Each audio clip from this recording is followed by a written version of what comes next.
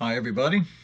Old guy here, and welcome to the end of February of this year, of this decade. And funny, isn't it? How every decade has its own identity. It's like we all get together on January 1st of the new decade and decide to run things differently from the previous 10 years. We've got, the roaring 20s, The naughty flapper girl. the gay 90s, which doesn't mean what you think. Casey would waltz with a strawberry blonde, and the band played on. What, wrong 90s? Those swinging 60s. The 60s brought the hippie breed. What's this one going to be called? The out of your mind 20s, I guess. These Americans are crazy. And here we have the Dirty Thirties from 1930 to 1940. So named because of the Dust Bowl and the Depression. Doing the right thing. Oh, out you go. And the rise of fascism and Nazism and all kinds of isms. We've learned to get rid of all the isms in our time. It's almost like the 30s was raising up a whole generation of really tough people to, maybe, I don't know, fight World War II. Omaha Beach, 1944. I'm sure the starving Okies appreciate the training. What? Please, sir, I want some more. So what were the best books of such a traumatic decade? Again, as in previous reviews of decades, I'm not focusing on the best-selling or the most popular novel, but one that I, in my quite subjective opinion, Genius is an understatement. thinks represents the best of the lot. Your mileage may differ.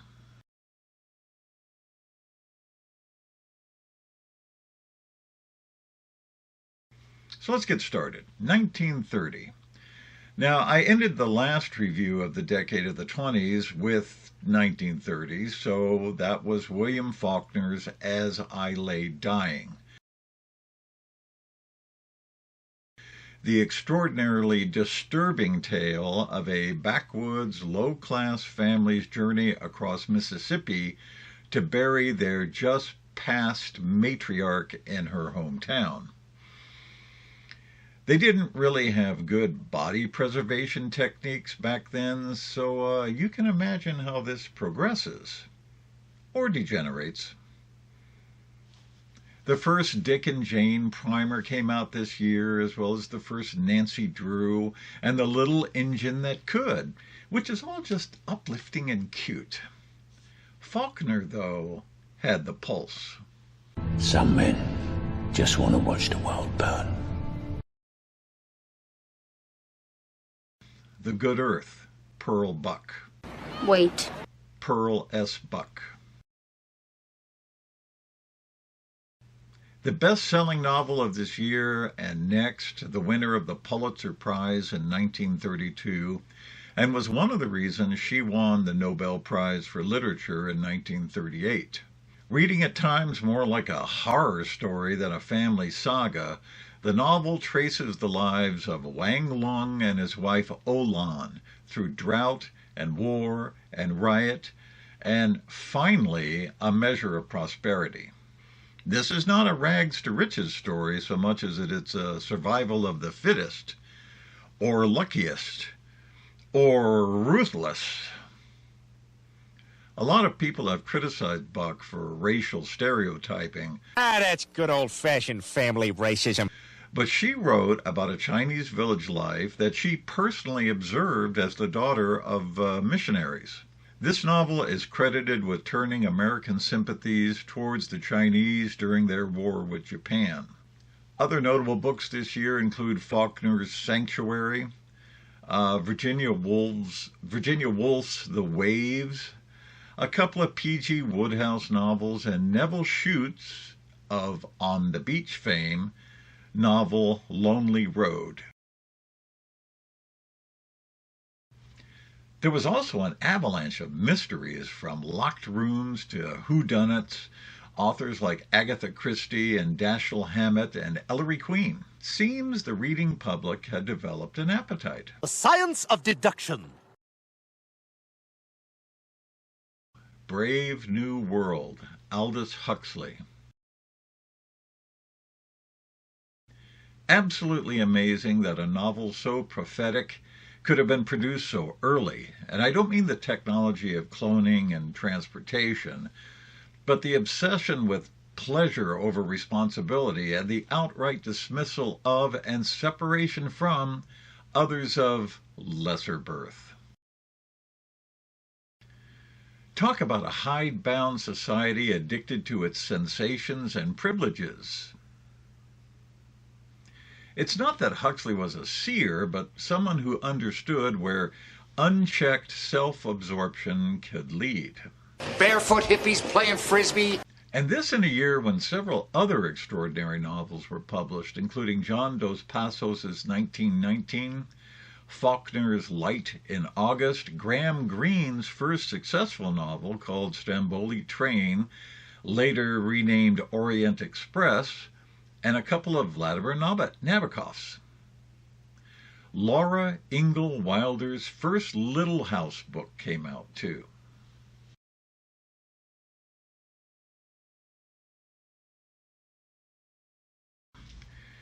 You'd think the best book would be Gertrude Stein's The Autobiography of Alice B. Toklas because of its influence and popularity, but it reads like too much inside baseball to me. Best book of the year? Erskine Caldwell's God's Little Acre. Yep, for its time, and well, for this time, quite shocking and stark and downright offensive, with themes of incest and poverty and exploitation. You'll love it. You're like some desperate howling demon. The onslaught of detective novels continues this year, too, with Earl Stanley Gardner entering the fray and Dashiell Hammett's The Thin Man making his appearance. Another excellent novel appearing this year is Andre Malraux's Man's Fate, about a failed communist insurrection in Shanghai. Now, you would think it would be Henry Miller's Tropic of Cancer, with its grand influence on censorship and free expression, or F. Scott Fitzgerald's Tender as the Night, but no. James Hilton, Goodbye, Mr. Chips. Yes, accuse me of sentimentality, but it is an extraordinary tale of a small life that wasn't really all that small. Ah, Dickens. Lots of other great reads this year, including I, Claudius by Robert Graves, and Irving Stone's story of Van Gogh called Lust for Life, The Postman Always Rings Twice by James Cain, and Agatha Christie's Murder on the Orient Express, continuing the mystery novel wave. And George Orwell published his first novel, Burmese Days.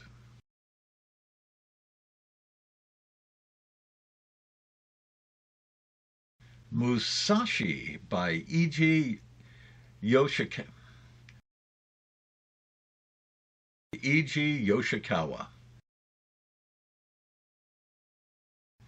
An almost picaresque novel, it tells the story of Shinmin Takezo, who, through the interventions of a Buddhist monk, becomes the renowned samurai Miyamoto Musashi, who was the first samurai to use two swords. Now, it helps that I happen to have a modern copy of the book, which weighs in at about 10 pounds, I swear. This can be a rather tedious read, especially when you hit areas where obviously they had difficulty with the translations. But if you like your sword slinging, this is worth your time. These are the famous Shaolin Temple monks. John Steinbeck's Tortilla Flat came out this year, as well as John O'Hara's Butterfield 8, later infamous as Elizabeth Taylor movie. George Santayana's The Last Puritan, which is a memoir in novel form, and a story collection by Jorge Luis Borges called A Universal History of Infamy. They all came out this year too, as did Little House on the Prairie, the title from which the series retroactively is known. We the Living, Ayn Rand, which is her debut novel and the groundwork for the later, shall we say, fanciful and polemical works. Politics. This is downright tame compared to Atlas Shrugged, although it is just as turgid in places. It's a far more realistic novel detailing the effects of the communist revolution on a middle-class Russian family based on Rand's own experiences. It was rather strongly opposed by many of the pro-Soviet American presses of the day, and less than 3,000 copies of the first edition were printed. Faulkner's Absalom, Absalom, George Orwell's Keep the Aspidistra Flying, and Eric Ambler's first novel, The Dark Frontier, which, believe it or not, is about the development of a nuclear weapon, came out this year too. As well as Gone with the Wind, Margaret Mitchell's opus, which I have yet to actually finish because, well, seen the movie, got the t-shirt. I won't think about that now. I'll think about that tomorrow. A much better Little House on the Prairie type of kid book came out this year too, Caddy Woodlawn by Carol Ryrie Brink.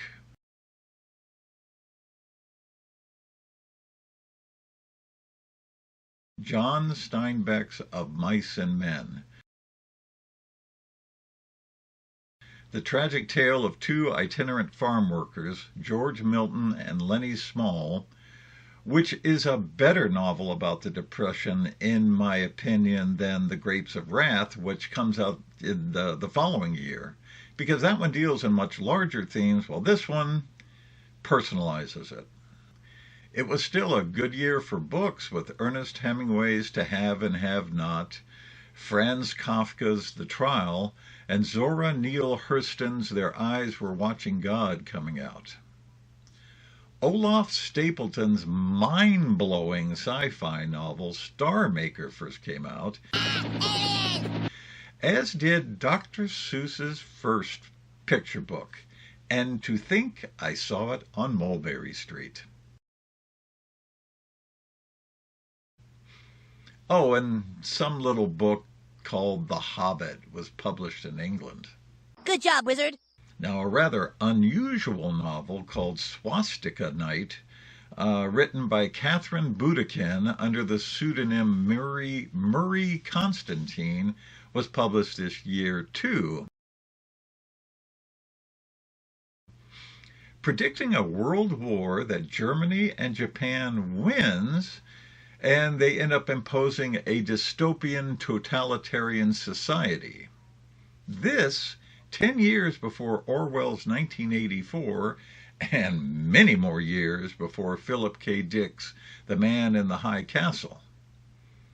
Wonder if they read it. And all of Germany is outraged. Hitler annexes Czechoslovakia, Japan overruns Canton, and Neville Chamberlain declares peace in our time. You're kidding. Daphne de Maurer's Rebecca, which is the Gothic novel to end all Gothic novels, dreams of Manderley and ghosts that may not be ghosts. Quite the sensation, this, and actually well written. It's never been out of print. That's how popular it actually is. And this in a year that saw several more really good books, such as Taylor Caldwell's first novel, Dynasty of Death, two more Horatio Hornblower novels by C.S. Forester, and C.S. Lewis's Out of the Silent Planet, which is the first of his space trilogy.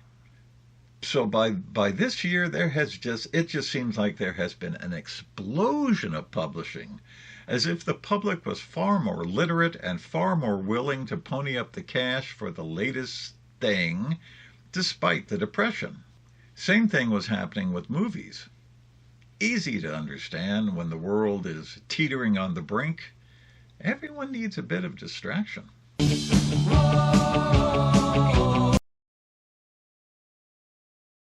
Poland is divided between the Soviet Union and Nazi Germany, and things get out of hand rather quickly.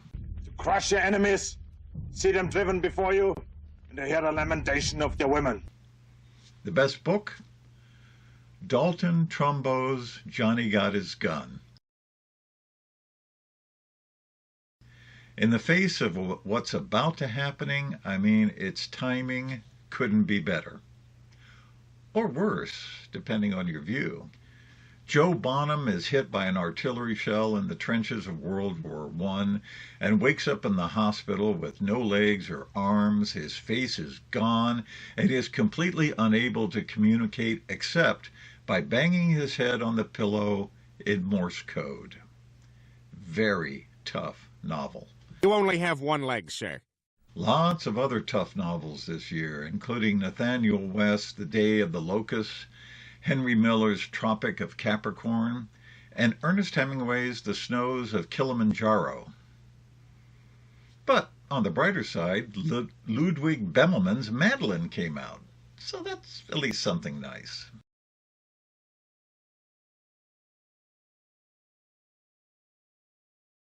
The Blitzkrieg across Europe, and Virginia Woolf and Graham Greene lose their respective London houses in the Blitz. Ironically, it is Greene's novel, The Power and the Glory, which is the best book this year. The story of a disgraced priest in Mexico. It's set during the little-known Cristero War between the Catholic Church and the Mexican government, which was fought from 1926 through 1929. I don't have to show you any stinking bushes.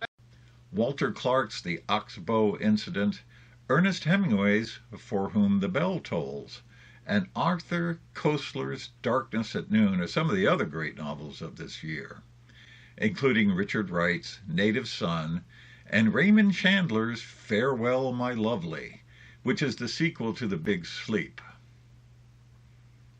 It's a bad year, a bad decade. Let's just hope the next 10 years are better. Old guy here. See you later.